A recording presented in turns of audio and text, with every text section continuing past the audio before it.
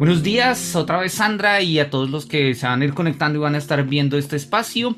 Seguimos con nuestra lectura del texto del reflejo de lo trágico antiguo en lo trágico moderno, que es el tercero de los textos de los papeles de A que aparecen en el libro de O lo uno o lo otro. Recordemos que este es el libro que escribe Kierkegaard, acá está, sí, Fragmentos de Vida, número uno, que estos son los textos que escribe Kierkegaard cuando está en la Tusa, ¿no? Está entusado y se va un año a Berlín. Bueno, se va realmente 6 meses, un semestre, un poco más, ¿sí? A Berlín.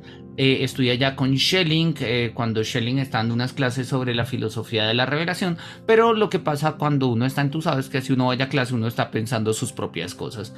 Y si bien Kierkegaard tiene unos textos sobre las anotaciones de las clases de Schelling, realmente no son tan importantes, no son tan interesantes, y es más como diciendo yo no entiendo de qué va este man, ¿sí? Pero pues eso es lo que pasa cuando uno está entusado, uno va a hacer algo y uno no entiende lo que pasa en el mundo porque uno no entiende qué pasa con uno. Y Kierkegaard, para entender qué pasa consigo, pues escribió estos, no solamente este libro, se escribió tres, ¿no? Entonces, estamos mirando justamente la reflexión sobre lo trágico, ¿sí? Donde de una u otra forma, pues en el fondo, o sea, digamos que muy, muy en el fondo, y así lo consideran algunos biógrafos, Kierkegaard está tratando de darse cuenta, sí, si la ruptura que él tuvo con Regina tiene una dimensión trágica o no, y si una comprensión trágica de esta ruptura le puede dar luz a él o no. Esto no aparece explícitamente en ninguna parte del texto. Si nosotros vamos al diario íntimo de Kierkegaard, algunas referencias encontramos, pero como lo suele hacer Kierkegaard, él hace reflexiones generales, filosóficas, de aspectos personales, y lo personal queda completamente, digamos, atravesando esta reflexión general, pero a menos que uno tenga pues como una ¿cómo lo podríamos decir? Como un hilo de Ariadna para seguir el relato, de pronto uno se pierde, ¿no? Entonces, bien, habíamos estado mirando un poco esto. Nosotros habíamos hablado la vez pasada de la culpa trágica y nos habíamos dado cuenta que Kierkegaard establece una distinción muy sugerente entre lo que es el dolor como conciencia, que es como básicamente el problema de la tragedia moderna, y la duración de la pena, que es básicamente la tragedia en el contexto clásico, ¿no? Lo decía ahí, página 166. En la tragedia antigua la pena es más profunda, el dolor menor. En la moderna el dolor es mayor, la pena es menor. Repito, esto puede ser una comprensión un poco rara porque nosotros hoy por hoy consideramos que el dolor es más físico, o si se quiere más orgánico, no tanto así reflexivo. Si nosotros miramos la famosísima, ¿cómo es que se llama? El texto de Peter Singer sobre ética animal, creo que de hecho se llama así, Ética Animal de Peter Singer. Sí, tal cual. No lo estoy compartiendo, mostrémoslo acá.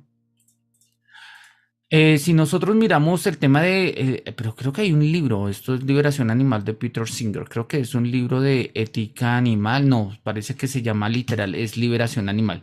Bueno, en el texto de Peter Singer, que es uno de los textos clásicos de la ética animal, ¿sí? El clásico definitivo del movimiento animalista, es un texto que ya lleva como 40 años, ponle, mira, o sea, salió hace bastante.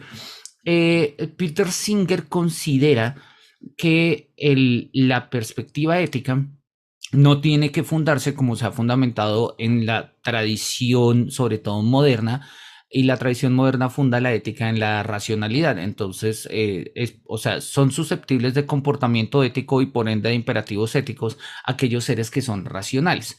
La tesis de Singer, que es una tesis muy, muy de la época de los 70 y que sigue exponenciándose hasta el presente, es que sujeto de ética es, sí, digamos, existe responsabilidad ética con aquello que es susceptible de sentir dolor. Y la argumentación que tiene Singer en este sentido, y pues que va a seguir todo el movimiento animalista, tiene que ver con eso. O sea, nosotros somos responsables del dolor, ¿sí? De que generamos en el mundo, que generamos en los demás. Eso ya a veces se vuelve una carga insoportable porque pues oye, a todo el mundo le puede doler algo por culpa de uno y en fin, pero sin llegar como a esos extremos. psicologistas, de puras emociones, sí, que pueden ser pasajeras simple y llanamente por una interacción. La tesis de Peter Singer y compañía es que, pues, la dignidad no reside en la racionalidad, sino la dignidad reside en la susceptibilidad al dolor. O sea, si algo puede sentir dolor, tiene dignidad. Y por eso, pues ahora hablamos de derechos de los animales e incluso algunos han llegado a hablar, por ejemplo, del derecho del medio ambiente, porque podemos dañar el medio ambiente, porque el medio ambiente se puede doler. Eso es una lectura un poco, digamos, bastante actual, pero un poco al margen de nuestras consideraciones clásicas, sobre todo decimonónicas, porque para el siglo XIX el dolor es una forma de conciencia. O, si lo queremos poner en términos de Schopenhauer, la conciencia siempre tiene la forma del dolor, siempre tiene un resquicio de dolencia ahí. Pero igual, independientemente del concepto, entendemos a qué es a lo que va Kierkegaard. Mientras que para la filosofía, para la tragedia antigua, la pena es más profunda y el dolor es menor. Para la tragedia moderna, el dolor es más profundo y la pena es menor. O sea, la reflexión sobre el sufrimiento hace parte de nuestro dolor. Es en el fondo lo que Kierkegaard está queriendo decir. Y oye, en eso hasta el mismo Peter Singer estaría de acuerdo. Si nosotros no estableciésemos una reflexión sobre el dolor, no sé, del animal o el dolor del río, como a veces se habla, que uno lo asume como metáfora, pero hay quienes quieren decir que no es metáfora, sino que realmente el río sufre o las montañas sufren, ¿sí? Entonces, pues nosotros podríamos entender precisamente esta tesis. Eh, Kierkegaard entonces ha seguido mostrando precisamente cómo la idea de la tragedia pues se va desarrollando y le llama poderosamente la atención que siendo el aspecto trágico, perdón, siendo la tragedia o girando la tragedia en torno al aspecto trágico, y el aspecto trágico es justamente la culpa trágica, le llama poderosamente la atención que un pueblo atravesado por la culpa, como el pueblo judío, no haya sido el pueblo que trabajó de mejor manera o de manera más profunda la tragedia, y si el griego. Y entonces él lo va a decir, y quiero retomar ahí esta lectura desde la 169. Él lo dice de la siguiente manera, ¿no? Uno podría imaginar fácilmente en este punto que el pueblo que podría haber desarrollado lo trágico profundo era el judío. Así, cuando se dice de Jehová que es un Dios celoso que castiga en los hijos las iniquidades de los padres hasta la tercera y cuarta generación, o cuando se oyen esas terribles maldiciones en el Antiguo Testamento, uno podría haberse tentado con facilidad a empeñarse en buscar aquí material trágico, pero el desarrollo ético del judaísmo es excesivo para ello. Las maldiciones de Jehová, aun siendo terribles, son además y a pesar de todo castigos justos. Esto no es así en Grecia. La ira de los dioses no tiene carácter ético alguno, sino que tiene una ambigüedad estética. Recordemos, y lo habíamos visto la vez pasada, que precisamente para Kierkegaard, eh, él lo mostraba donde, no me acuerdo en dónde. Bueno, lo voy a decir porque recuerdo que lo hemos mencionado explícitamente, que la estética y la religión ofrecen comprensiones de la tragedia, pues la estética desde una manera obviamente estética y la religión desde una manera pues soteriológica, o sea, que apunta a la salvación y que apunta a la justificación de eso. Pero la tragedia en términos éticos siempre se entiende como justicia y la justicia la entendemos como castigo y el concepto del castigo justo es la forma fundamental de entender desde la ética cualquier tragedia. Y por eso lo habíamos dicho desde el comienzo y habíamos vuelto sobre eso y vale la pena volver acá sobre esta cita que lo dice acá, ¿sí?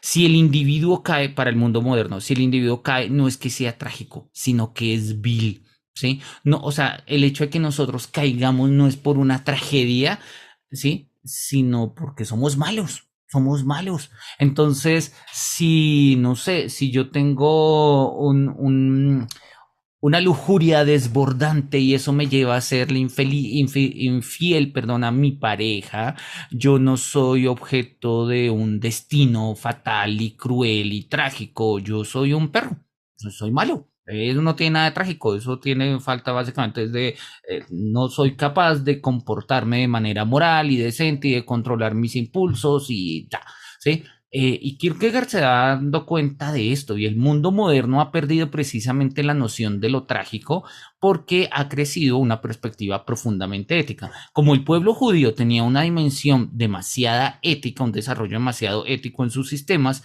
ahí está el Levítico y demás, que es un Deuteronomio, que es una cantidad de normas, pues la noción de la tragedia no podía nacer allí. Nace en cambio en el mundo griego, nace el cambio en el mundo griego.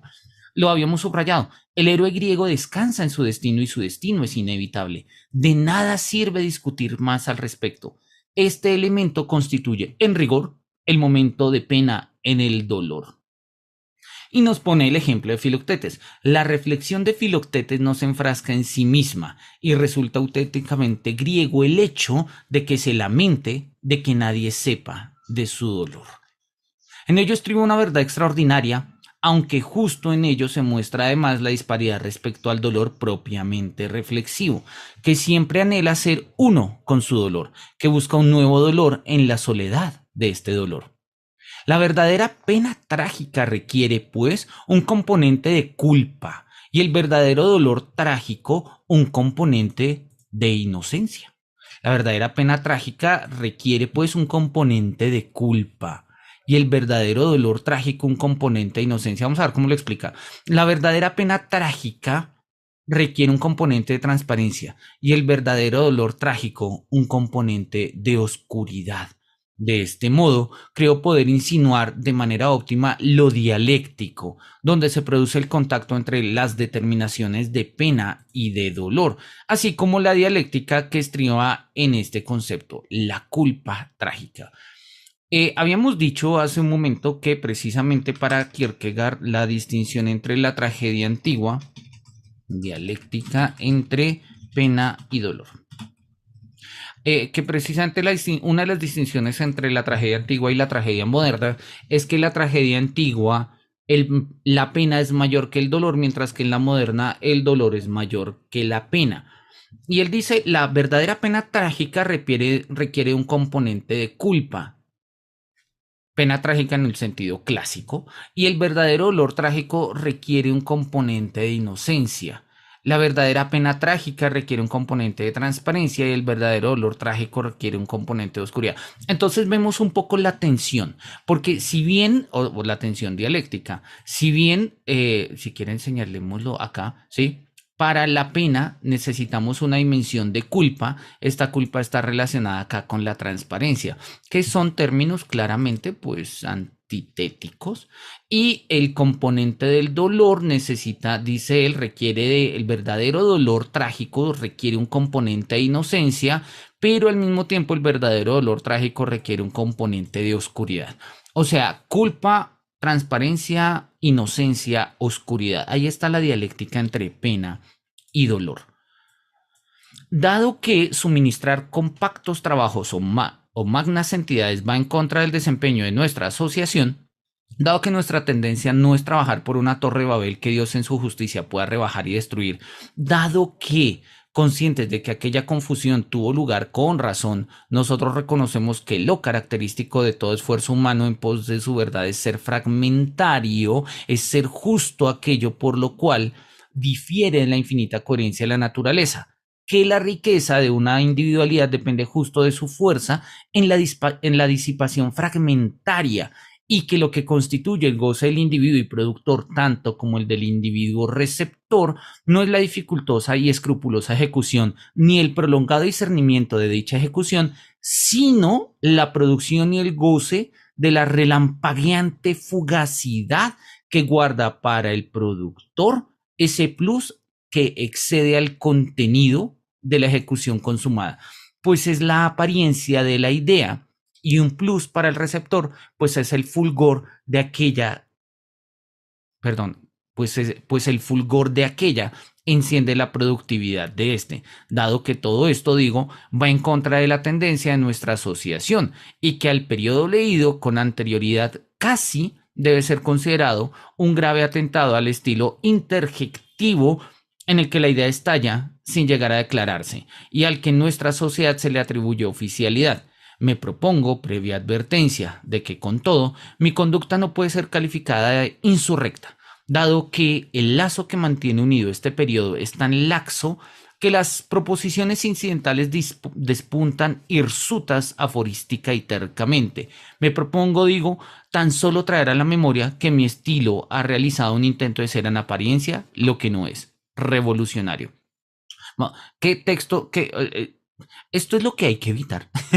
Es decir, esto es del siglo X, muy del siglo XVIII y del siglo XIX, ¿no? Párrafos larguísimos. De hecho, este párrafo solo tiene una oración, no hay un punto en la mitad.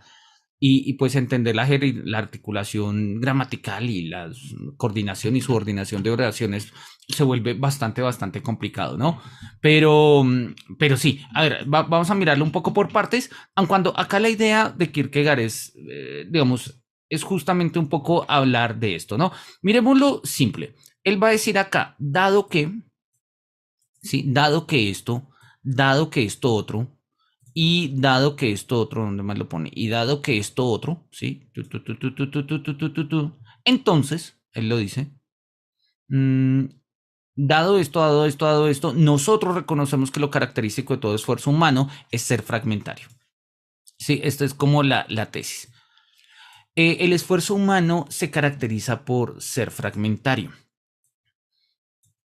Y esto es una tesis clave, sobre todo en el horizonte trágico, y lo acabamos de ver acá, precisamente porque hay una verdad extraordinaria en la tragedia, como lo habíamos mirado, ¿sí? Y es que incluso en ello se muestra además la disparidad respecto al dolor, que siempre anhela ser uno con su dolor, que busca un nuevo dolor en la soledad de este dolor. Yo no sé si ustedes lo hayan vivido así, yo sí lo he vivido personalmente, y no es una experiencia mía, es una experiencia humana, ¿sí? Cuando uno se siente mal, y de verdad, o sea, genuinamente mal, o sea, no sé, hay algo que lo atraviesa, la muerte de un familiar, la pérdida de un trabajo, el fin de una relación, etcétera. Cuando uno se siente mal, de un momento a otro, esa experiencia mal, digamos, esa experiencia trágica, dolorosa, de pena, en fin, empieza a abarcar todas las cosas y uno está dispuesto a someterse incluso a más penas. Sí, a más penas. Uno dice, oye, pero te quedaste sin trabajo, no es necesario que te aísles, pero uno se aísla. Oye, te quedaste sin trabajo y te estás aislando, pero no es necesario que dejes de comer y uno deja de comer. Oye, pero te quedaste sin trabajo y te estás aislando y estás dejando de comer, no es necesario que no duermas y uno deja de dormir. Y como que uno empieza a hacer, pues eso justamente lo que dice él, ¿sí? Buscar nuevos dolores en la soledad de ese dolor, tratando de hacer, ¿sí? El fragmento de pena y el fragmento de dolor que es, pues, porque somos humanos y no hay un dolor que cubra absolutamente todas las dimensiones de la existencia humana, pero la comprensión del dolor es justamente una comprensión globalizante, totalizante. Y esto es lo que está mostrando precisamente Kierkegaard, ¿no? Dado esto, nosotros reconocemos que lo propio de la experiencia humana, de todo esfuerzo humano, es que somos fragmentados. O sea, que nosotros logramos, lo que nosotros vimos en términos fragmentados, ¿no? Es ser justo aquello por lo cual difiere la infinita coherencia de la naturaleza, mientras que la naturaleza es una y homogénea y tal. Bueno, eso es un supuesto moderno muy clásico, ¿sí? La riqueza de una individualidad depende justo de su fuerza de disipación fragmentaria. O sea, lo interesante y lo grandioso de que nosotros seamos individuos es precisamente el fragmento, el fragmento. La metafísica clásica, sobre todo la metafísica medieval, había querido ver en el ser humano un microcosmos que era una especie de espejo del macrocosmos. ¿Sí? Y ahí está Tomás de Aquino y Nicolás de Cusa, de todos los grandes teólogos de la Edad Media. El mundo moderno no lo vio así, pero de todas maneras veía una continuidad de la naturaleza. Y el ser humano hace parte del mundo natural, en tanto que res extensa, pero se diferencia de él en tanto que res cogitans, si es capaz de entenderlo, analizarlo, medirlo, comprenderlo, y en tanto que res cogitans, pues se relaciona con la substancia, pues con toda sustancia cogitante, como lo puede ser, por ejemplo, Dios, y ahí está la tesis de Spinoza en el Tratado de la Reforma del Entendimiento, en Dios no hay secretos, ¿sí? Y si Dios es racional y yo soy racional, pues somos racionales en el mismo sentido, pero no tiene sentido, no hay forma de que seamos racionales de manera diferente. Entonces el mundo moderno también establecía una continuidad. Y esa continuidad se da en Hegel clarísimamente. La Enciclopedia de las Ciencias Filosóficas de Hegel es la oda a la continuidad. Es la oda a la continuidad. Nosotros vamos desde los conceptos elementales, ¿sí? Pasando por sus determinaciones naturales, pasando por sus comprensiones intelectuales, ¿sí? Hasta el desarrollo de la historia y la objetivación del espíritu en el Estado y todo ese tipo de cosas, ¿no? En la religión, en el arte y en la filosofía.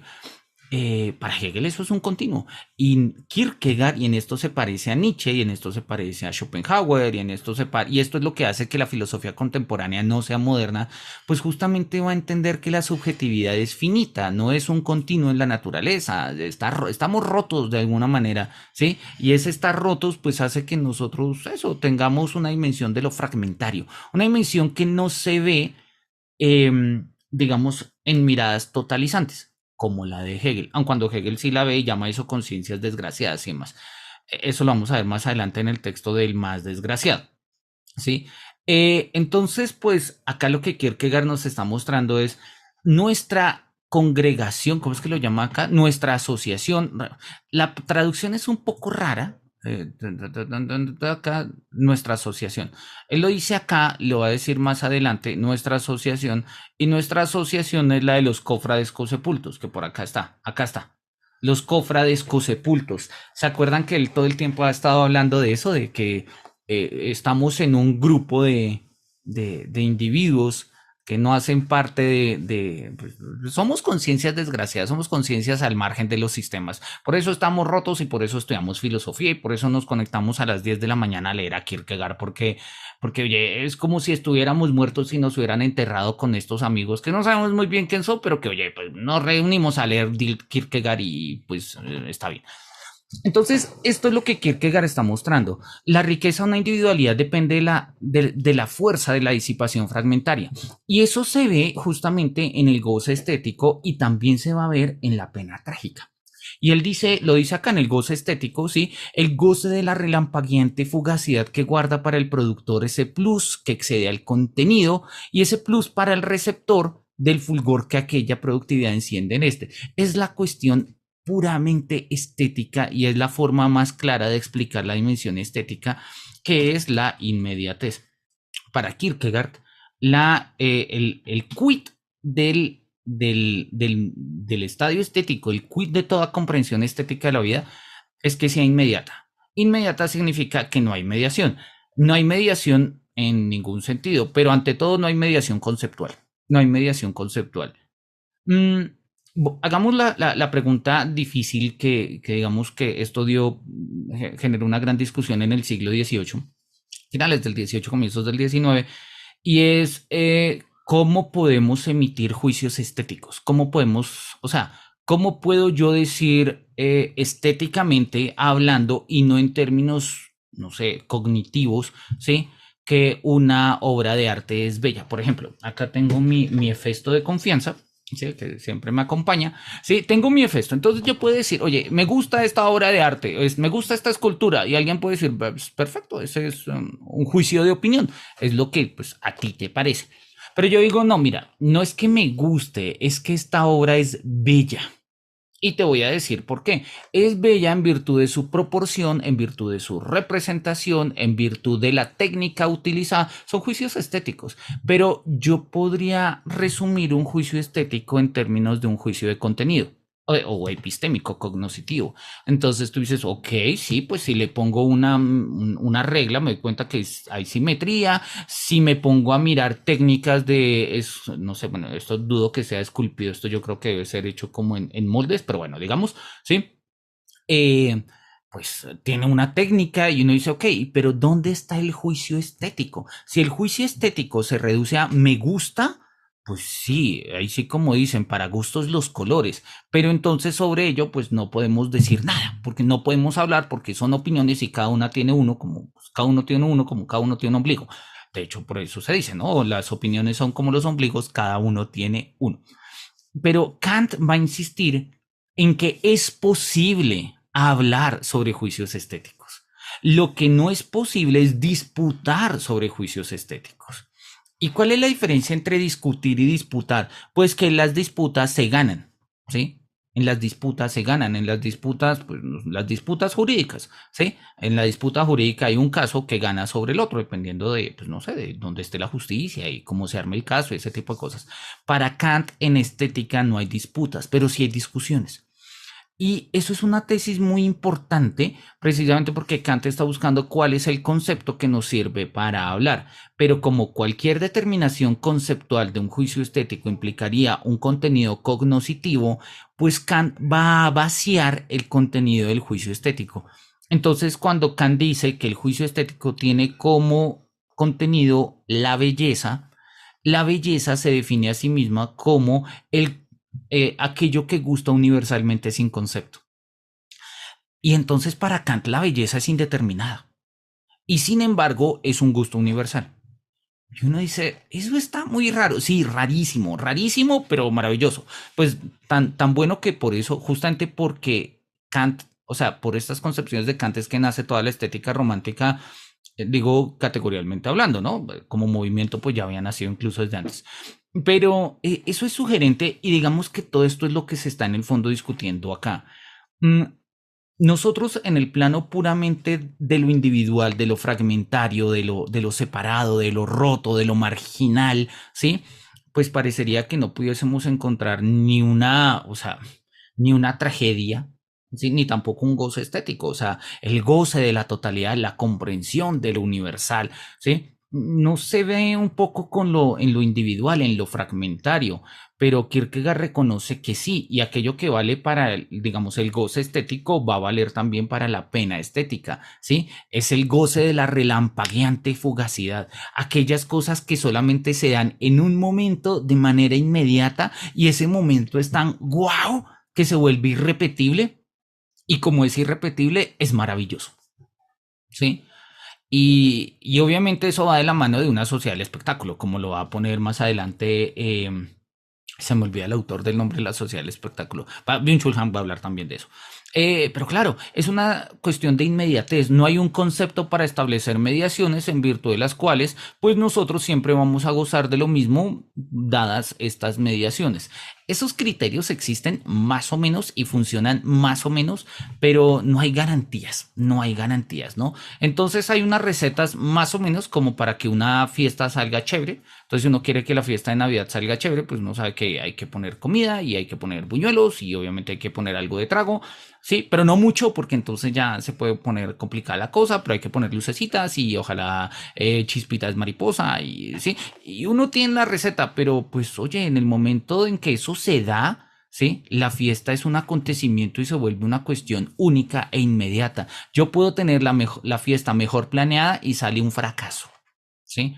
O al revés, ¿sí? Puedo no planear absolutamente una fiesta, ¿sí? Sino de última hora y sale genial, ¿sí? Es el goce de la relampagueante fugacidad, ¿sí? Que excede al contenido de la ejecución consumada, ¿sí? Excede el contenido, o sea, lo que yo quería hacer una fiesta, pero oye, terminé haciendo fue una armonía entre la familia. Terminé haciendo fue como, wow, un sentido, ¿sí? A veces es eso, incluso pasa en los contextos de pareja. A veces uno simple y llanamente planea una cita romántica con la pareja y el resultado es horrible. El resultado es horrible, no hay tema, no se conversa, la comida llega fría, es caro, es lejos, llueve, sí, ya. Pero a veces, ¿sí? Sin tanta planeación, ¿sí? Justamente surge el goce relampagueante de la fugacidad y a veces es simplemente que uno caminando se come un helado, surge una conversación y es un momento profundamente divertido, de profunda conexión, ¿sí? Es un momento en el que se excede el contenido de la ejecución consumada. Sí, y es como, wow. Y Kierkegaard está diciendo, mira, estos son aspectos propios de de lo individual. Y esto hace parte, digamos, profundamente de una dimensión estética. ¿Listo? ¿Por qué me interesa mostrar esto? Porque precisamente esto es lo que vamos a mostrar respecto al tema de la tragedia. Va a pasar lo mismo, pero en el ámbito de la tragedia. Y por eso él termina acá su párrafo bastante complejo en el que acá hay que, si algún día se comunican por Kierkegaard, no sé, vía Ouija, vía sueños, vía mística, díganle por favor puntos, puntuación en el otro mundo. Eh, Pues él lo dice, ¿no? Digo, él dice, mira, mi conducta no puede ser calificada de insurrecta, pero de una u otra forma, pues sí, intento ser lo que en apariencia no es revolucionario, ¿no? O sea, él está justamente rompiendo acá con ciertas comprensiones, con ciertos aspectos. Acá Sandra nos dice que el goce de la relampagueante fugacidad, sí, eso es hermoso y es Kierkegaard, por algo hay que leerlo con toda la calma del mundo. Bien, sigamos. Dice, nuestra asociación reclama en cada una de las reuniones una renovación y una regeneración hasta el extremo de que su actividad interna rejuvenece mediante una nueva denominación de su productividad. Denominemos nuestra tendencia a un ensayo en la tendencia fragmentaria o en el arte de escribir documentos póstumos, ¿no?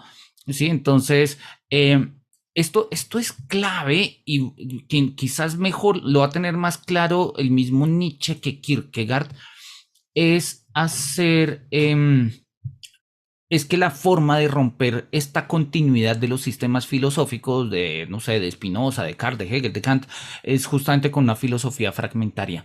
La filosofía de Kierkegaard es fragmentaria, pero se puede sistematizar de alguna manera.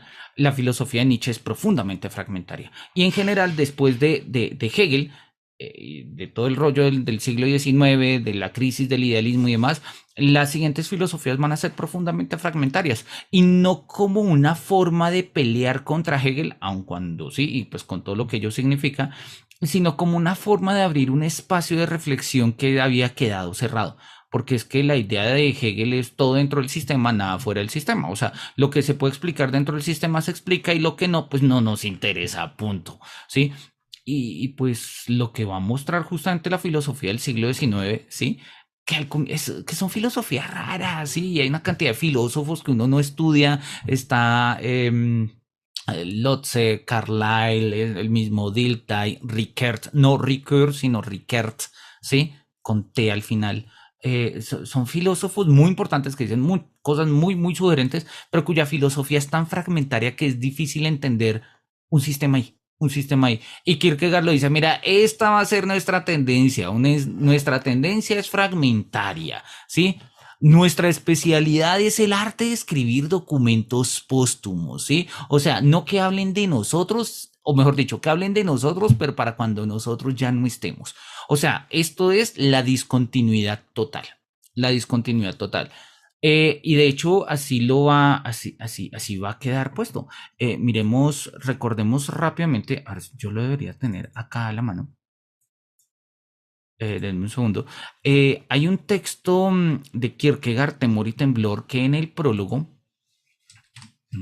Temor, Temblor,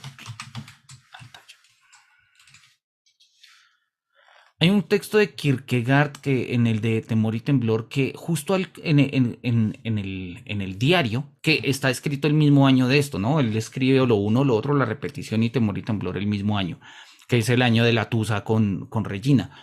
En este año, a ver, denme un segundo, no me apareció. Miremos a ver si por acá nos aparece.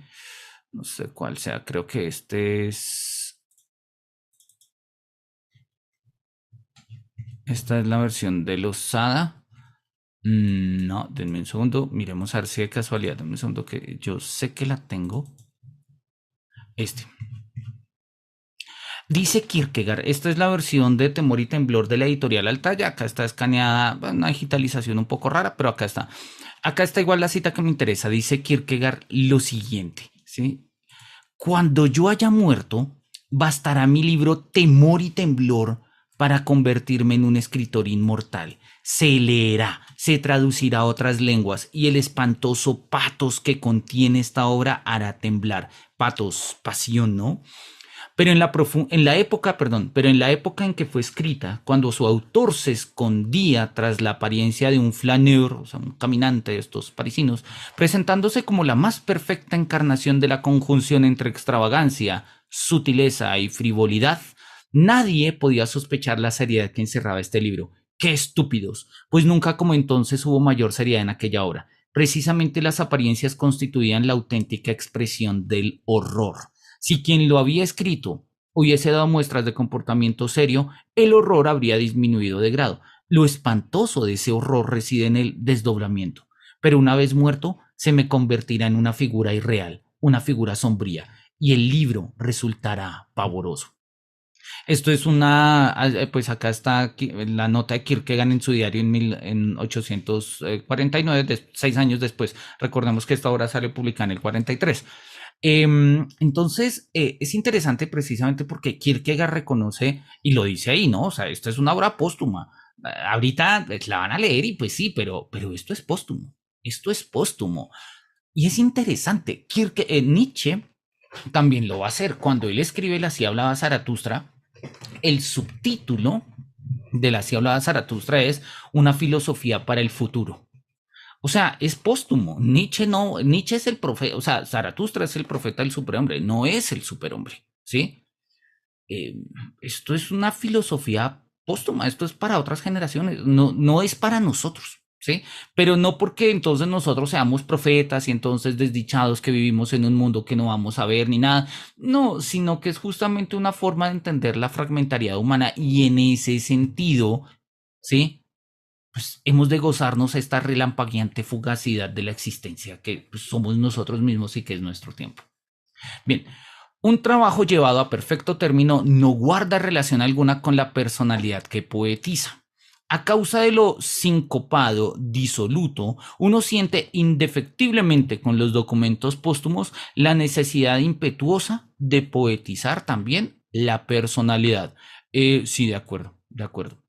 Y yo creo que por eso es que cuando uno se muere la gente termina hablando bien de uno, ¿sí? O sea, por eso es que no porque uno se vuelva bueno después de la muerte o no porque no le puedan decir las cosas bonitas a uno después en vida, sino hasta que uno se muera, sino porque es una forma de comprender, ¿sí? Al difunto, pues elevándolo a una dimensión poética.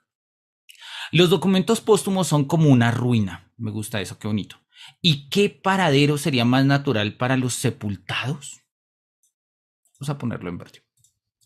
El arte es ahora el de producir artísticamente el mismo efecto, las mismas negligencias y contingencias, el mismo razonamiento anacolútico, no tengo ni idea qué es eso. El arte es el de crear un goce que nunca llega a ser el de carácter presente, sino que siempre contiene un componente de tiempo pasado, haciéndose entonces presente en el tiempo pasado. Esto se expresa ya en el término póstumo. En cierto sentido, todo lo que un poeta ha creado es póstumo, pero a nadie podría ocurrírsele llamar póstumo al trabajo que ha sido llevado a perfecto término, incluso en el caso de que tuviese la fortuita cualidad de no haber sido publicado en vida suya. Estimo que una cualidad de toda producción humana es su verdad. Teniendo en cuenta el modo en que la hemos discernido, es la de ser un legado póstumo, pues no le es dado a los hombres vivir en una eterna contemplación de los dioses. Así que llamaré legado póstumo, y mira, nos va a dar una definición, así que vamos a ponerle el formato de definición que es subrayado y cuadrito. Llamaré legado póstumo a todo lo que se produce entre nosotros, es decir, artístico legado póstumo. Llamaré dejadez, indolencia a la genialidad que apreciamos, vis inertiate, ¿no? Fuerza a la inercia, a la ley natural que adoramos. Con ello me he plegado a nuestras sagradas costumbres y estatutos. Obviamente es una perolata de Kierkegaard caracterizando un poco esta metáfora de cómo él se siente, ¿no? De pues miembro de una sociedad de cofrades, cosepultos, y pues lo sigue diciendo ahí, ¿no? Así pues, acercaos a mí, queridos cofrades, cosepultos, ¿sí? Circundadme ahora que entrego a mi heroína al mundo, ahora que proveo a la hija de la pena con la dote del dolor. Eh, Quiero subrayarlo. Ahora que proveo a la hija de la pena con la dote del dolor. Esa hija de la pena con el dote del dolor ya habíamos hecho el spoiler y va a aparecer acá. Se llama Antígona. ¿Sí? Es Antígona. Ahí está. Sí, ahí lo dice. Pero vamos a leerlo. Ella es obra mía y sin embargo su contorno es tan indefinido, su hechura tan nebulosa que cualquiera de vosotros puede enamorarse de ella y podría amarla a su manera. Ella es mi criatura, sus pensamientos son mis pensamientos, y sin embargo es como si descansando yo a su vera en una noche de amor, ella me hubiera confesado su más íntimo secreto, que lo hubiese expirado en mi abrazo, y con él su alma. y que en ese mismo momento ella se hubiese transformado ante mí, que hubiese desaparecido de modo que su realidad se dejase solo rastrear en el estado de ánimo persistente, en lugar de suceder todo lo contrario, que ella se generase en mi estado de ánimo y ganase así realidad. Le pongo la palabra en la boca. Y sin embargo, se me antoja que abuso de su confianza, se me antoja que ella me reprocha a mis espaldas, y sin embargo, es todo lo contrario. En su secreto, ella se hace indefectiblemente más y más visible. Ella es propiedad mía, mi propiedad legal. Y sin embargo, en ocasiones es como si yo me hubiese introducido a traición y a hurtadillas en su confianza, como si hubiese de vigilar sus pasos tras de mí. Y sin embargo, es todo lo contrario. Yace indefectiblemente ante mí e indefectiblemente solo se constituye en cuanto la expongo. Se llama Antígona. Conservaré, vamos a subrayarlo acá también, se llama Antígona. Conservaré este nombre de la antigua tragedia, la cual me adscribiré por completo, aun cuando de otro lado aun cuando de otro lado todo viene a ser moderno. Antes, con todo, un comentario. Me sirve una figura femenina, porque estoy convencido de que una naturaleza femenina vendrá que ni pintada para mostrar la diferencia. Como mujer, dispondrá de la suficiente sustancialidad para que la pena se muestre, pero como miembro de un mundo reflexivo, dispondrá de la suficiente reflexión para obtener el dolor. Entonces acá Kierkegaard está explicando por qué, o sea, por qué el sujeto, bueno, sí, digamos el objeto en este caso, de la reflexión trágica sobre la cual pues va a versar las páginas que siguen, va a ser sobre la figura femenina de Antígona. Ahorita revisamos de qué consiste la tragedia de Antígona y demás. Sí, y él dice, mira, me interesa el carácter de lo femenino, me interesa el carácter de lo femenino, ¿sí? El carácter de lo femenino, y vale la pena acá la nota, el carácter de lo femenino tuvo muchísima importancia en el romanticismo y finalmente, digamos, en el contexto del siglo XIX, post-romántico, precisamente por la imagen que los románticos y entre ellos particularmente Goethe va a ser de la figura de lo femenino. Nosotros hoy por hoy, siglo XXI, tenemos una versión, digamos, tenemos como dos grandes versiones de lo femenino. Estoy siendo ridículamente reduccionista y sobre esto hay más, pero permítanme expresar estas dos formas generales, ¿no?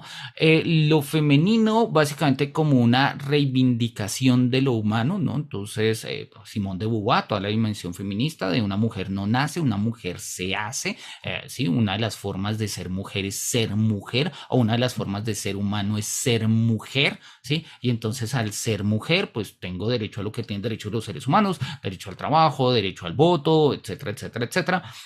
Y en este sentido, pues incluso hay toda una reivindicación, por ejemplo, de la figura femenina, cisgénero, transgénero, pues en nuestra sociedad, porque pues ser mujer es una forma de ser humano.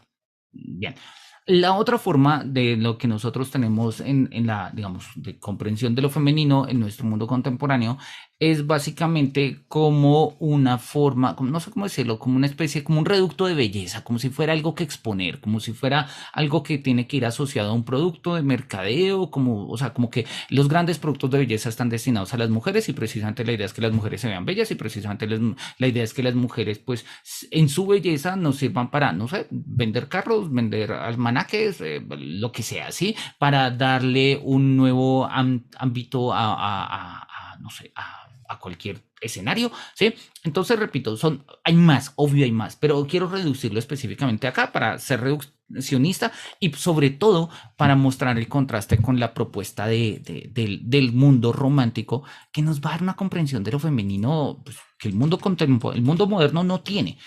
No es que no exista, sí existe, pero no es la que masivamente está. Me gusta como lo acaba de decir Sandra, sí, mujer objeto, sí. Tal cual. Entonces, mientras que por un lado hay una profunda reivindicación de que la mujer es una forma de ser humano, o sea, una forma, o sea, metafísica, sustancial, ciudadana, etcétera, pues la otra sigue habiendo una reducción. Y no hay del todo oposición, ¿no? No hay del todo oposición. Nosotros lo vemos sobre todo en junio, cuando se celebra el Pride en general, la figura de la mujer, ¿sí?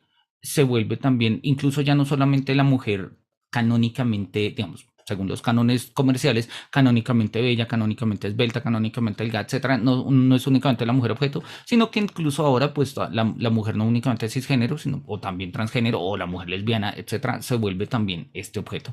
Y sí, y tenemos que seguir peleando contra esas formas de entender lo femenino porque son formas bastante reduccionistas. Repito, hay más, sí, hay muchas más, sí, afortunadamente hay más, y precisamente la invitación es que en algún momento pues las miremos. En el Fausto de Goethe, en el Fausto de Goethe, precisamente, y lo habíamos visto, un segundo, a ver si acá está. Mm, no, este es el Fausto, este no es el Fausto que quería mostrarles. De pronto es este.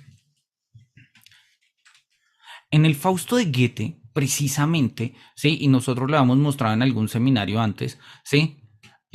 Todo termina así, todo termina justamente en un apogeo de lo eterno femenino. Y esta idea de lo eterno femenino se va a volver una idea loca en el mundo de los románticos, porque van a entender que lo femenino, ¿sí? Se va a volver como lo primordial, se va a volver sobre esta idea de el carácter divino de la feminidad, que no es, no quiere decir que las mujeres sean divinas, no, lo femenino es lo divino y lo femenino es tan accesible a lo masculino como, o sea, tanto es tan accesible como al hombre como a la mujer, ¿sí? Repito, lo que pasa es que nosotros tradicionalmente y sobre todo en el siglo muy 20-21 hemos asociado masculinidad y feminidad como formas de una identidad de género. Punto. Se me identificó como hombre, me identificó como una mujer y ya. ¿Sí? Y por géneros intermedios, no binarios, en fin, pero son poros de una determinación. Para los románticos, esto va más allá de una identificación. Esto se vuelve como una especie de arjé en el mundo. Hay un principio de lo eterno femenino. Y como lo dice acá claramente, lo eterno femenino es lo que nos permite avanzar. Lo que nos permite avanzar. Entonces el romanticismo va a abrir un escenario de lo femenino que claro, obviamente como está representado en ciertas mujeres y en ciertas mujeres muy específicas de ciertos contextos del mundo burgués, pues se va a ver el romanticismo y sobre todo la reivindicación de lo femenino en el contexto romántico desde una perspectiva, oye, pues de un machismo más, o sea, simple y llanamente es la idealización de la mujer como objeto para que nos permita avanzar al hombre, pero no va, no de eso, no va de eso, ¿no? Él dice acá, nota 300, ríos de tinta se han vertido para explicar lo que quiere decir Goethe con estos dos versos finales, ¿sí? Está el coro místico formado por hombres que proclaman lo estimulante que es lo femenino, o sea, es eso, o sea, somos los hombres lo que decimos que es lo eterno femenino y que es lo que nos gustan las mujeres, una forma mujer objeto, o tal vez por mujeres que reivindican lo poderosa que es la feminidad, un poco la primera versión de lo que habíamos dicho. Al parecer la interpretación más aceptada es que es la encarnación de la idea, ¿sí? O sea, la idea siempre es femenina. Esto es un tema metafísico, esto es un tema profundamente metafísico, ¿sí? Y a mí me gusta esa versión y yo creo que vale la pena seguir profundizando y creo que Kierkegaard precisamente retoma en esto.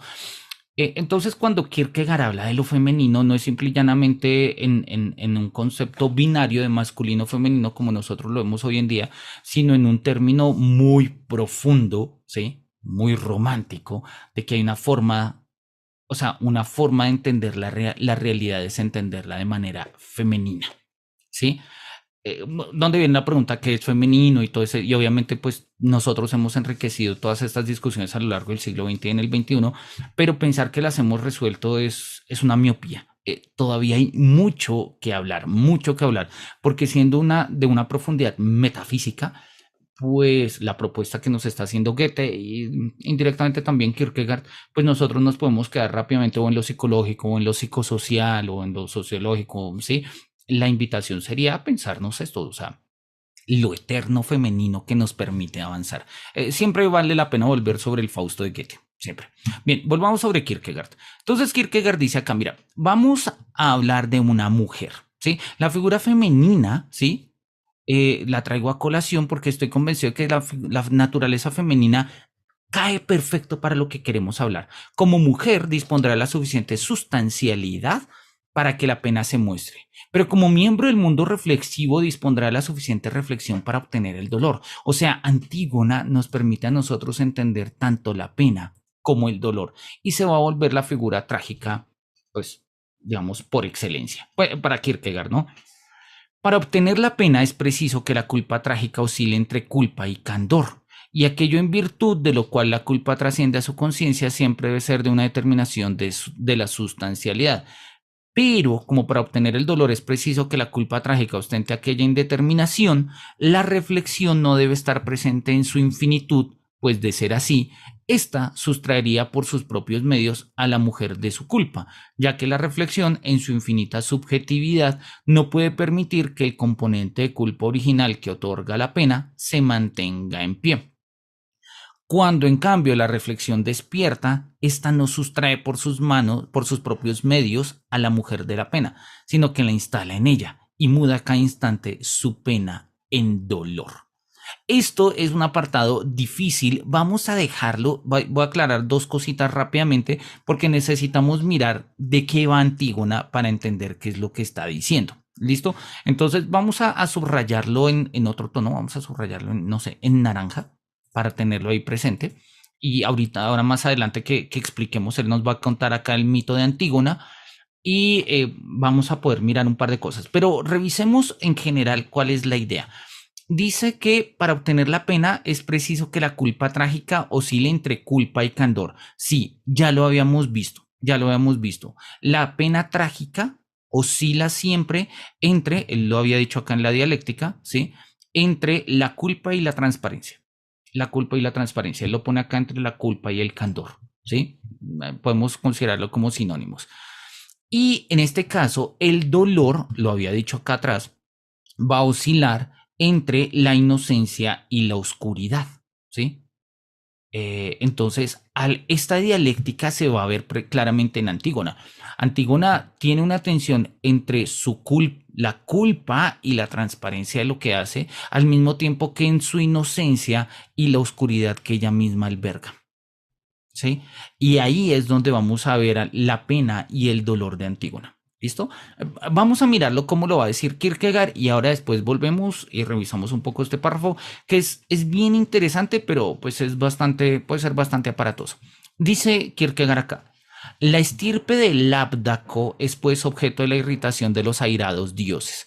Edipo ha matado a la Esfinge, liberado Tebas. Edipo ha asesinado a su padre, desposado a su madre, y Antígona es el fruto de este matrimonio. Listo, tenemos de entrada la introducción.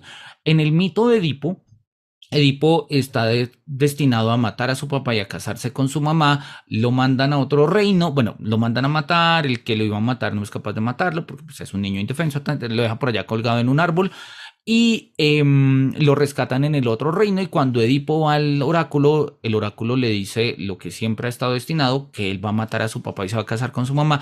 Edipo no sabía que venía del reino vecino, así que él dice, pues voy a burlar al oráculo y me voy a mudar. Y me voy a mudar. Y se muda. Y se muda al otro reino del cual originariamente provenía.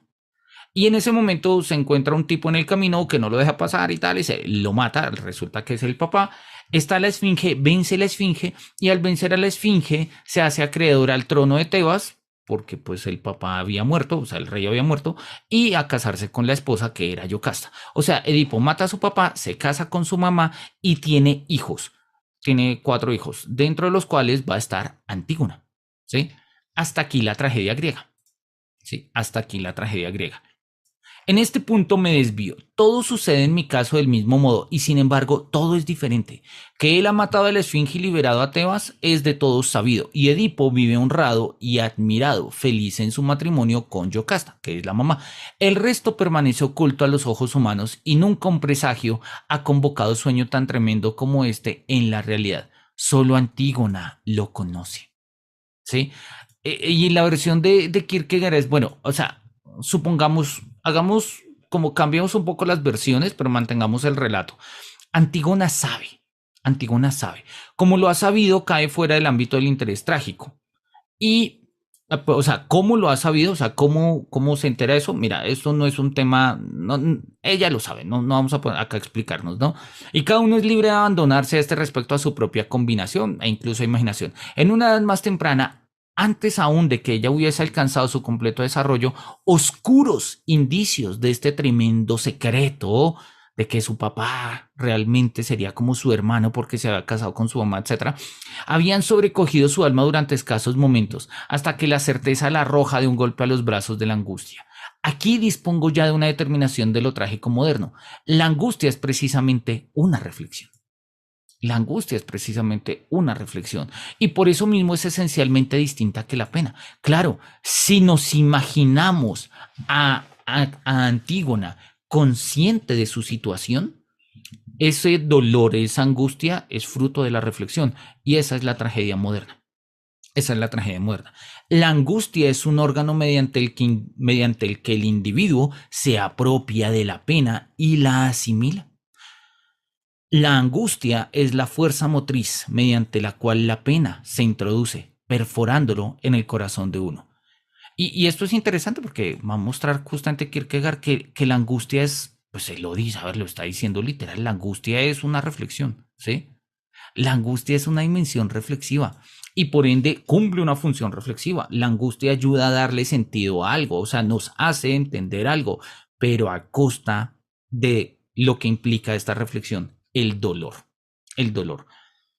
Hoy en día, no sé, yo creo que la ansiedad tal como la entendemos hoy en día no puede ser, o sea, usualmente no es reflexiva, pero ciertos elementos reflexivos pueden llevarnos a una ansiedad. Y yo creo que si bien el concepto de angustia de Kierkegaard es más profunda que la que hoy en día hablamos de ansiedad, va por ahí y una forma filosófica de abordar digamos, los cuadros clínicos que hoy en día abundan de ansiedad sería leerlos a través de esta comprensión que Kierkegaard establece, ¿no? Entonces pongamos acá, la angustia es reflexiva. Reflexiva. Listo. El movimiento no es tan rápido como el de una saeta, es sucesivo, no se da de una vez por todas, sino que continuamente comienza a ser. Claro, como en una reflexión. En una reflexión uno no cae en cuenta de todo de una vez, sino que en la medida en que uno le va dando vueltas, pues empieza a darse cuenta de, empieza a darse cuenta de. Al igual que una apasionada ojeada erótica desea su objeto, así también la angustia contempla la pena para desearla. Al igual que una silenciosa mirada de amor incorruptible se dedica al objeto amado, así también la angustia es un ocuparse de uno mismo en la pena. Pero la angustia contiene un otro elemento que hace que retenga todavía con más fuerza su objeto, pues tanto lo quiere como lo teme. La angustia tiene una doble función. En parte es el movimiento que consiste en pulsar la pena sin cesar y que en virtud de ese tanteo la descubre, pues circunda la pena. O bien la angustia se da de repente y fija toda la pena en un único ahora, aunque de tal modo que este ahora se disuelve al instante en una sucesión. La angustia es, en este sentido, una auténtica determinación trágica. Y el viejo dicho que un deus vult perdere primum dementat, a quien el dios quiere perder antes lo hace enloquecer, admite aquí también aplicado con sobrada verdad. Esto que está diciendo Kierkegaard es genial, muy lúcido y vale la pena que lo miremos, ¿no? Nos dice Sandra que es como el sobrepensar. Sí, sí, tal cual. Alguna vez yo estaba en un psicólogo, había ido donde una psicóloga y me dijo, Manuel, es que tú piensas mucho las cosas, no las pienses tanto. Yo les dije, pues a ver, soy filósofo, o sea, sí, llevo 20 años pensando mucho todas las cosas, eso es lo que hace parte de mi profesión, eso es lo que le pido a mis estudiantes, me pagan por eso, vivo por eso y pues obviamente eso termina jugándome incluso en mi contra. Y me decía, no, pues es que la estrategia es no pienses tanto. Yo le decía, no, pues no, esa no es una estrategia válida para mí, puede ser para otras personas. Y yo me acuerdo que le ponía el contraejemplo a la psicóloga en aquel entonces, le decía como, mira, es como si fuera un jugador de, no sé, un deportista de alto rendimiento que le dice, pues sus lesiones se deben a que es un deportista de alto rendimiento, así que para superar sus lesiones le sugiero dejar de ser deportista. Pues es que es deportista, es que precisamente por eso uno necesitamos pues entenderlo. Al final de cuentas, esa terapia con la psicóloga no funcionó porque me dijo que si yo seguía sobrepensando las cosas no me podía atender. Y le dije, mira, no voy a dejar de ser filósofo porque no puedo, uno, y dos, no quiero. Punto. Entonces, no es que sobrepensarlo esté mal, porque en el fondo, repito, ¿sí? La angustia es un órgano mediante el que el individuo se apropia de la propia pena y la asimila. O sea, la angustia es una forma de darle sentido al dolor, al sufrimiento, al sentido, a la pena, ¿sí? La angustia es una forma humana de hacer inteligible lo que nos pasa, ¿sí? Que es un ejercicio reflexivo, claramente, ¿sí? Y por ello él lo va a decir, ¿sí? La angustia va a tener una doble función, ¿sí? Porque por un lado, ¿sí? Empuja la pena, pero por el otro lado la circunda, ¿sí? Entonces como que lo que hace la angustia es condensar la pena en un punto o en un aspecto, ¿sí? Y en este sentido, pues la angustia es una determinación trágica. La angustia es una determinación trágica. El concepto de angustia, Kierkegaard va a tener un libro que se llama precisamente así, El concepto de la angustia. Kierkegaard en ese libro va a ir un poco más allá de estas determinaciones estéticas y va a mirar la angustia desde una perspectiva religiosa. Y, y Kierkegaard se va a dar cuenta, digamos, en ese texto, en el concepto de la angustia, que la angustia se establece como un vértigo de la existencia. Es cuando él lo define de muchas maneras, una de las maneras más canónicas y conocidas es el vértigo de la posibilidad ante la posibilidad o la conciencia de la posibilidad ante la posibilidad. O sea, cuando nosotros nos damos cuenta que dada unas condiciones hay unas posibilidades y que esas posibilidades abren otras posibilidades y esas posibilidades abren otras y esas otras y esas otras y esas otras, uno se angustia en ese vértigo, ¿sí? Porque sabe que somos finitos, la angustia aparte de la finitud, eso en el concepto de la angustia, somos finitos y al elegir una posibilidad automáticamente se van a cerrar otras posibilidades y eso nos angustia, eso genera un vértigo, ¿no? Eso en el concepto de la angustia. Sigamos acá con lo que dice Kierkegaard y luego miramos. Dice que la angustia es una determinación de la reflexión que hay manifiesto en la lengua misma. Pues yo digo siempre angustiarse por algo, con lo cual estoy separando la angustia de aquello por lo que me angustio. Sí, o sea, la angustia tiene una dimensión reflexiva, de acuerdo. No pudiendo usar nunca el término angustia en sentido objetivo, mientras que por contra, cuando digo mi pena, esto tanto puede expresar que estoy apenado por algo como mi penar por ello. A esto cabe añadir que la angustia siempre contiene una reflexión sobre el tiempo, pues yo no puedo angustiarme ante el presente sino solo por el pasado o por el futuro, pero lo pasado y futuro opuestos así mutuamente, de modo que el carácter de lo presente desaparece, son determinaciones reflexivas. Y esto es una idea que va a tomar Heidegger al pie de la letra y la va a poner brutalmente en Ser y Tiempo, ¿sí?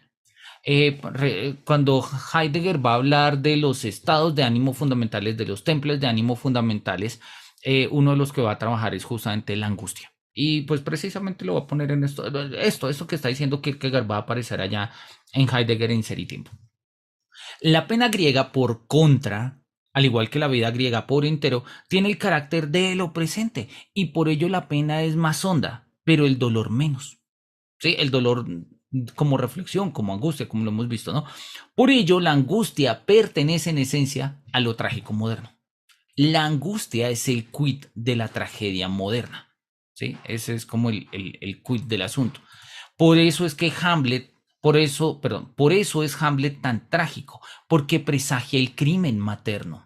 Robert Le Diable pregunta a qué puede verse que él haga tanto daño. Högne, a quien la madre había engendrado con un ogro, acaba viendo por casualidad su imagen en el agua y entonces le pregunta a su madre a qué se debe que su cuerpo haya adquirido esa forma, ¿sí? La angustia pertenece a lo trágico moderno y es quizás uno de las figuras trágicas del mundo moderno, estrictamente modernas además, pese a que tiene una referencia a la tragedia antigua, es la figura de Frankenstein. La novela de Mary Shelley, que por cierto recomiendo, no sé si todavía vi una película que se llama así, Mary Shelley, en Netflix, que cuenta pues la vida de Mary Shelley cuando escribe Frankenstein. No es sobre Frankenstein, es sobre la autoría, sobre Mary Shelley. Es está bien, me gustó bastante la película. Es completamente recomendada, pero completamente recomendada la novela. Quizás es una de mis novelas favoritas, la de Frankenstein. Frankenstein no es el nombre del monstruo, de hecho el monstruo no tiene nombre. Sí, nosotros tradicionalmente llamamos a Frankenstein, a Frankenstein como el monstruo, pero Frankenstein es el doctor Frankenstein, es el doctor que crea esta criatura. Y cuando crea esta criatura, ¿sí? Queda aterrado y decide pues no responder, no hacerse responsable por ella. Y esta criatura se escapa y poco a poco empieza a entender el mundo y al comienzo sufre en términos de pena, ¿sí? O sea, pasa frío, pasa hambre, se siente solo, pero con el paso del tiempo empieza a leer, ¿sí? Y empieza a leer, lee a Don Quijote, lee a algunos estoicos, empieza a leer y aprende a hablar, aprende a leer, empieza a leer, y cuando empieza a leer, empieza a reflexionar, y cuando empieza a reflexionar, reflexiona sobre la profunda soledad en la que él está, porque si bien, ¿sí? Los seres humanos están solos por algo que míticamente pasó, porque Adán y Eva se comieron una manzana, porque Dios los castigó, por lo que sea, él está solo simple y llanamente porque quien lo creó solamente hizo a una persona, ¿sí? Entonces, él va a entrar en una práctica reflexiva, el monstruo, donde se duele. Y es justamente eso, ¿no? Hay un despertar de la angustia en este sentido en el monstruo de Frankenstein. La diferencia resulta aquí bien evidente. En la tragedia griega, Antígona no se ocupa en absoluto del desdichado destino del padre. Este se esparce cual insondable pena a lo largo y ancho de la estirpe, y Antígona vive la vida exenta de pena como una joven griega, entre otras, y hasta el coro la compadece una vez que su muerte ha sido dictada por tener que abandonar esta vida a una edad tan temprana, abandonarla sin haber desgustado aún sus más preciosas delicias, omitiendo abiertamente la honda pena propia de la familia. Con ello, no queda dicho en modo alguno que se trate de una imprudencia, ni que el individuo particular se encuentre solo a su cargo sin preocuparse de su relación con la estirpe. Esto es, empero, auténticamente griego. Las circunstancias vitales les fueron dadas tiempo a como el horizonte bajo el cual vivimos. Y si este es también oscuro y nublado, es además invariable. Confiere una tónica al alma y esta es la pena, no el dolor. En Antígona, la culpa trágica se concentra en un punto concreto: haber enterrado a su hermano a pesar de la prohibición real. Y acá vale la pena como terminar de contar el resto de la historia de Antígona. La versión de Antígona es que Antígona, ya lo hemos contado, es hija de Edipo, y como él lo acaba de decir acá, ¿sí? La tragedia se cierne sobre toda la estirpe, ¿sí? La tragedia de Edipo, acá está, la pena, ¿sí? Se extiende a lo largo y ancho de la estirpe, y pues sí, también obviamente sobre Antígona. Cuando Edipo se da cuenta que ha matado a su padre y que se ha casado con su madre, primero se da cuenta Yocasta, Yocasta se suicida, va y se ahorca. Y cuando Edipo se da cuenta y va a hablar con Yocasta como diciendo como espere, o sea, yo soy su hijo, pero soy su esposo, pero o sea, ¿qué pasó? En ese momento se encuentra con que Yocasta ya se ha ahorcado, le quita los broches del vestido que tiene Yocasta ahí sobre sus hombros y con los broches se saca los ojos, porque dice Edipo, ya he visto suficiente dolor en este mundo y ya no quiero ver absolutamente nada más. Y después de sacarse los ojos, pues Edipo, pues a ver, queda ciego, ya no puedes gobernar Tebas. Además, ¿con qué ánimo va a gobernar Tebas? ¿Sí? Entonces su esposa se acaba de morir, que es su mamá, él mismo ha matado a su papá. Él decía, mira, entonces en este momento el Edipo se va y se va justamente con Antígona. ¿Sí? Hay una tragedia que se llama Edipo en Colono, donde cuenta pues un poco la vida de Edipo después de esta tragedia, ¿no?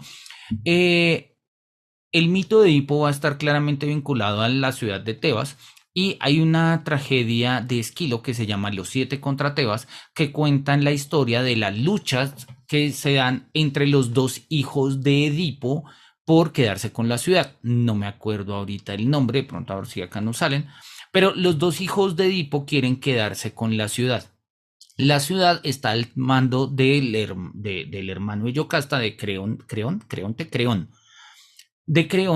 y Creón se queda cuidando a Antígona y él quiere que uno de los hijos de Edipo sea el rey, pero el otro hijo tiene tanto derecho pues para reclamar el trono de Tebas. El punto es que en la tragedia de los siete contra Tebas, los dos hermanos de Edipo pelean entre sí, ambos mueren. Y mientras que a uno se le da un funeral formal porque es tebano y murió defendiendo Tebas, entonces se le da se le hace pues eso, unas honras fúnebres propias de la realeza. Al otro hermano, hijo también de Edipo e hijo también de Antígona, pues lo dejan pudrirse pues por fuera. Lo dejan pudrirse por fuera en el campo. Y entonces Antígona va y le dice a su tío, le dice, oye, él también es mi hermano, él también es hijo de mi mamá y de mi papá, él también tiene derecho a ser enterrado, ¿sí? Como cualquier ser humano. Y Creón le dice, no, no porque él es un traidor, él no debe ser enterrado. Y Antígona se niega, desobedece a su tío y va y entierra a su otro hermano. Creón le había dicho que si llegaba a enterrar a su hermano, le tocaría a él castigarla a ella y enterrarla con él. Y pues Antígona, conociendo las consecuencias, dice, bueno, pues es capaz, hágale. La figura antigua, y pues finalmente es lo que pasa.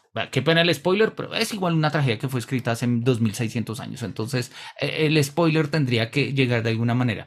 Pero la tragedia es bella en la medida en que sean bellas las tragedias, pero esta es como la anécdota de la historia.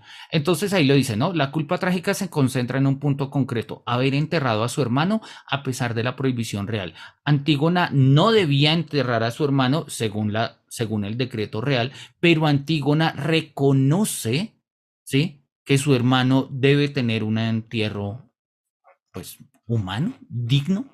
Recordemos que para el mundo antiguo era importante, a ver, hay muchos antropólogos que dicen que la civilización humana comienza en el momento en el que respetamos a nuestros muertos, ¿sí? En el que eh, los muertos no simple y llanamente son comida para las bestias del campo, sino que se honran los restos del muerto y se entierran y todo ese tipo de cosas. Y en ese sentido, para el mundo antiguo era clave porque una persona a la que no se le hicieran las honras fúnebres no podía llegar al más allá y quedaba en un lugar intermedio y eso lo único que iba a generar eran males. Entonces, pues a todas las personas, así fuera de camino, había que darle, ¿sí? Si yo me encontraba a un mendigo en el camino que había fallecido, era mi labor, era un deber religioso darle sepultura. No darle sepultura a alguien era una forma de condenarlo a él a, a una eternidad, por llamarlo de alguna manera, de indeterminación, de estar vagando ahí entre mundos, y pues a las consecuencias malignas que ello implique. Entonces Antígona dice, no, yo voy a enterrar también a mi otro hermano. Visto, dice Kierkegaard, como un factum, como un hecho aislado, como una colisión entre el amor fraternal, la piedad y una arbitraria prohibición humana, Antígona dejaría de ser una tragedia griega para convertirse en el subject, asunto trágico plenamente moderno. Aquello que en sentido griego despierta interés trágico es que en la desdichada muerte de los hermanos, en la colisión de las hermanas con una simple prohibición humana, resuena el penoso destino de Edipo, como si de los dolores del sobreparto se tratase, como si el trágico destino de Edipo se ramificase en los brotes aislados de su familia. Este conjunto ahora infinitamente, perdón, este conjunto ahonda infinitamente la pena del espectador. No es un individuo el que sucumbe, sino un pequeño mundo. Y es la pena objetiva la que, habiendo sido liberada, ahora avanza hacia su tremenda consecuencia como una fuerza natural. Y el penoso destino de Antígona es como una resonancia del destino del padre, una pena potenciada.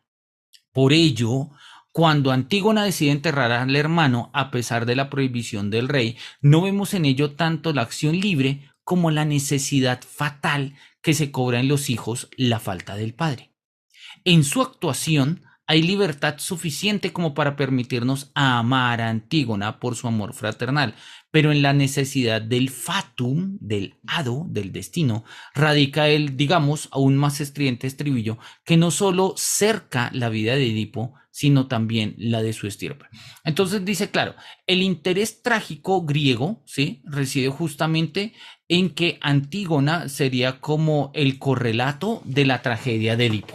O sea, Edipo sufre, pero el destino de Edipo es tan cruel que no se agota únicamente en su generación, sino en la generación que le sigue, incluso en la que le antecede, porque los papás también, ¿sí? Layo se llama el papá de Edipo, ¿sí? Entonces, pues Layo, Yocasta, Edipo, Antígona, sus hermanos, sí, todos hacen parte de una estirpe trágica. Y dice Kierkegaard, este es parte del interés trágico griego, donde se trata de una pena, se trata de una pena. Mientras que la Antígona griega vive la vida exenta de pena, de modo que si este nuevo factum no hubiese tenido lugar, uno podría imaginar el despliegue escalonado y hasta la vida, hasta feliz de su vida. La vida de nuestra Antígona, por contra, ha llegado en esencia a su fin.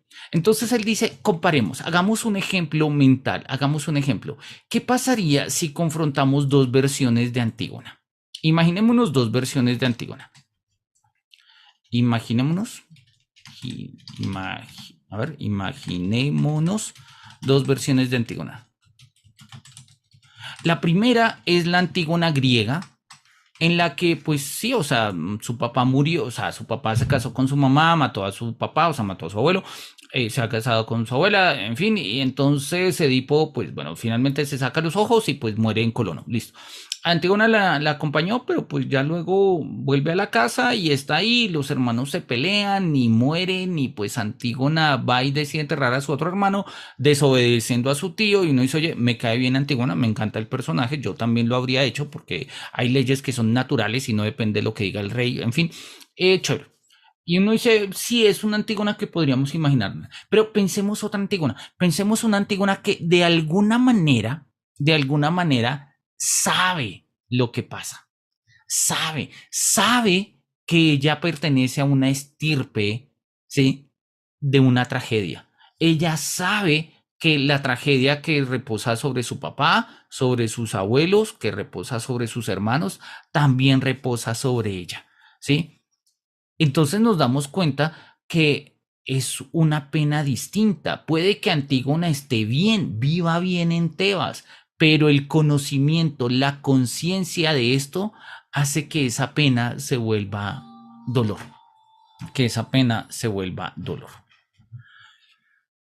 Y lo dice acá, no escatimado la dote, y en consonancia con el dicho que la palabra dicha a tiempo es manzana de oro en bandeja cincelada de plata, aquí yo he puesto el fruto de la pena en la fuente del dolor. Su dote no es el vanidoso esplendor que la polilla y el orín pueden corroer, sino un eterno tesoro que las arpas del ladrón no pueden horadar ni robar, pues ella está siempre sobradamente alerta. Su vida no se despliega como la de la Antígona griega, no está volcada hacia afuera, sino hacia adentro, ¿sí? La Antígona griega está volcada hacia afuera, claramente, sí, está volcada hacia su papá, hacia sus hermanos, etc. Acá esta Antígona que sabe que vive en una estirpe maldita, ¿no? La escena no es exterior, sino interior, es una escena espiritual. ¿No habré conseguido ya, queridos cofrades cosepultos, ganar vuestro interés por una joven tal? ¿O acaso será necesario que recurra a una captatio benevolencia, sí, captación de la benevolencia? Tampoco ella pertenece a este mundo en el que vive, y por más que su vida está en flor y es sana, su vida en sentido propio es clandestina. Asimismo, aunque viva en otro sentido, está muerta. Esta vida es silenciosa y recóndita. El mundo no oye ni un suspiro, pues sus suspiros se esconden en la clandestinidad de su alma. No necesito traer a la memoria que ella no es en modo alguno una mujer débil o enfermiza. Al contrario, es orgullosa y poderosa. Quizás no haya nada que ennoblezca tanto a un hombre como mantener un secreto.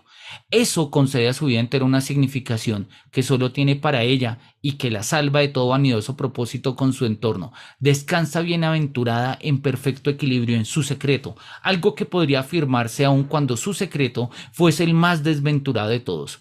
Así, nuestra Antígona, orgullosa de su secreto, orgullosa de haber sido escogida para defender de extraño modo la honra y el honor de la estirpe de Edipo.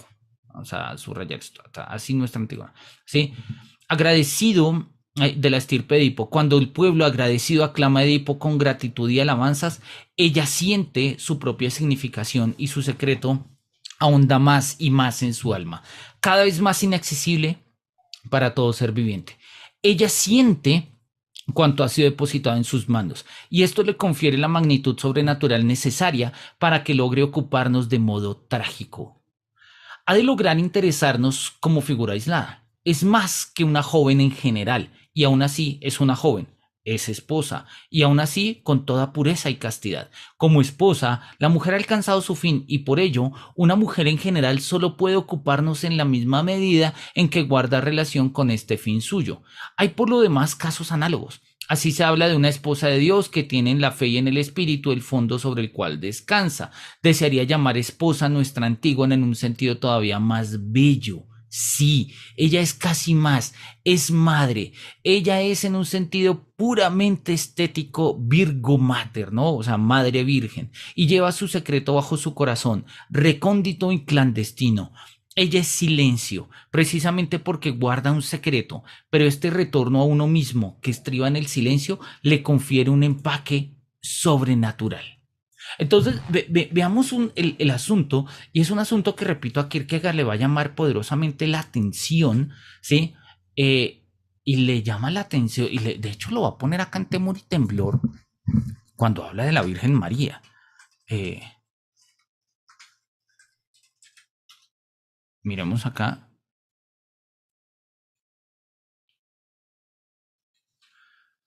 Sí, acá está. Esto es de Temor y Temblor, pero miremoslo porque en el fondo es una comprensión bastante parecida a la que está haciendo. ¿Sí?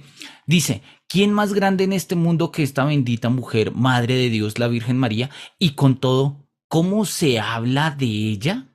Ah, pero esta no es la parte que me interesa. Denme un segundito. Ah, no, sí, acá está. Y con todo cómo se habla de ella, no alcanzó la grandeza porque fue bendita entre todas las mujeres. Y si por un curioso azar no sucediera que quienes escuchan piensan de manera tan bárbara como quien predica, cualquier muchacha podría preguntarse, ¿y por qué no he sido yo también bendita? Ay, pues sí, si la Virgen fue bendecida, ¿por qué yo no? Si no supiese qué responder a esta pregunta, no la rechazaría bajo ningún concepto tildándola de estúpida, ya que desde un punto de vista abstracto todos tienen el mismo derecho a recibir una gracia. Se olvidan de la miseria, la angustia y la paradoja. Cuando Dios te bendice de una u otra forma, has recibido también una carga. Mi pensamiento es puro como el de cualquier otro, y quien piense sobre tales cosas purificará su mente. De no hacerlo puede esperarse lo peor, pues quien evocó una vez esas imágenes no podrá ya librarse de ellas. Y si peca contra ellas, se vengarán espantosamente creando una muda cólera, más temible que los estentorios berridos de 10 feroces críticos. Es cierto que María alumbró un hijo de modo milagroso, pero lo tuvo del mismo modo que las demás mujeres, en el tiempo de la angustia, de la miseria y de la paradoja.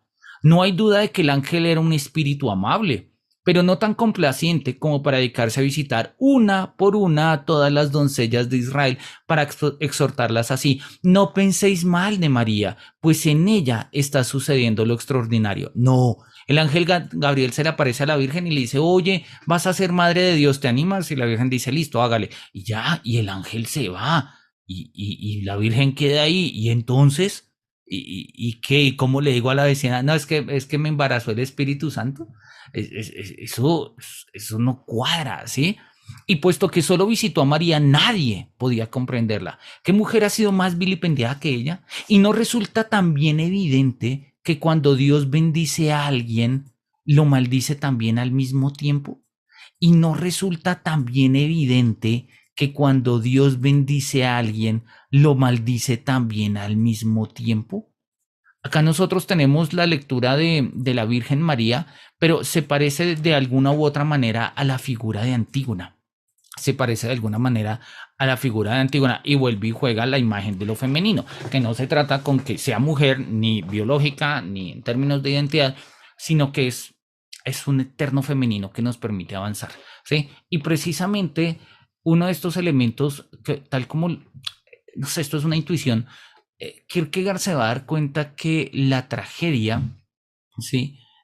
Podemos nosotros entenderlo justamente en estos, digamos, en esta tensión entre pena y dolor. Pena y dolor. Y estas historias femeninas, o digamos, que encarnadas en mujeres como en la Virgen María, ¿sí? O encarnadas como en Antígona, nos permiten a nosotros dinamizar esto. Dinamizar esto. Ya en otro momento nos había dicho por qué la figura de Cristo no podía ser trágica, y es porque es demasiado metafísica para ser estética. Pasaría un poco lo mismo acá con la Virgen María, pero si desmetafisizamos, bueno, si le quitamos el carácter metafísico y de revelación y religioso que tiene esta experiencia, pues claramente María, el caso de la Virgen María, podemos ponerlo como el caso de Antígona, ¿sí? Son personas que saben, pero que no pueden decir, saben, pero no pueden hablar, saben, pero pues, ¿cómo se expresan? ¿Sí? Y que por ende tampoco son comprendidas. Y que por ende tampoco son comprendidas. Bien, vamos a terminar acá el párrafo y sí, yo creo que terminamos acá y ya, y terminamos acá de leer un par de cosas. Y esto no. Está orgullosa de su pena, está celosa de ella, pues su pena es su amor. Y sin embargo, su pena no es una pertenencia muerta e inamovible, sino que se mueve sin cesar, alumbra dolor y es alumbrada con dolor.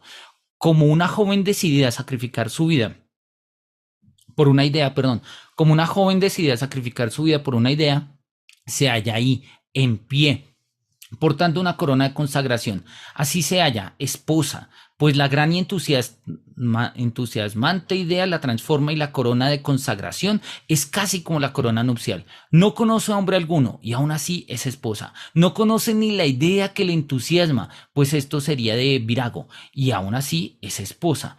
Así es nuestra Antígona, esposa de la pena. Consagra su vida a llorar el destino del padre y el suyo propio. Una desdicha como la que ha azotado al padre requiere pena, y sin embargo no hay nadie que pueda llorarla, pues nadie la conoce. Nadie la conoce, que es el mismo caso que acabamos de mencionar con Kierkegaard de la Virgen María. Y así como la Antígona griega no puede soportar que el cadáver del hermano sea atendido en cualquier manera, sin las últimas honras, siente también cuán duro habría sido esto si nadie lo hubiese sabido. Le angustia pensar que no hubiese sido derramada una sola lágrima y casi agradece a los dioses haber sido escogida para este servicio. Lo cual, pues al haber sido escogida para este servicio, ha sido también su maldición, pues termina muriendo con ella, ¿no? O sea, cuando Dios bendice a alguien, lo maldice al mismo tiempo. De este modo, Antígona es grande en su dolor. Aquí puedo mostrar otra diferencia entre lo griego y lo moderno. Bien, vamos a dejar ahí porque ahí nos va a poner el ejemplo de Filoctetes comparado con Antígona y nos va a seguir desarrollando esto. No nos quedan muchas páginas, nos quedan, vamos acá en la 176 y llegamos a la 181, o sea, nos quedan 5 páginas. El otro sábado la acabamos sí o sí. Entonces, pues bien, vamos a terminar hoy porque ya llevamos 1 hora y media. Bien, por mi parte no me resta sino agradecerles por este espacio, ¿sí? Eh, yo creo que vale la pena seguir leyendo a estos trágicos. Hay versiones modernas de estos mitos. La próxima sesión, como nos va a quedar seguramente un ratico, podemos traer como algunos ejemplos de Eugene O'Neill, André Marot, creo, que tienen versiones de sus tragedias contemporáneas de Edipo y de Antígona y demás, ¿sí? Y nos van a servir precisamente como para hacer esto. Ahí Sandra nos dice que gracias por la lectura, que la tragedia de Edipo no, nos ha dejado con angustia, sí, de acuerdo, y yo creo que la de Antígona también.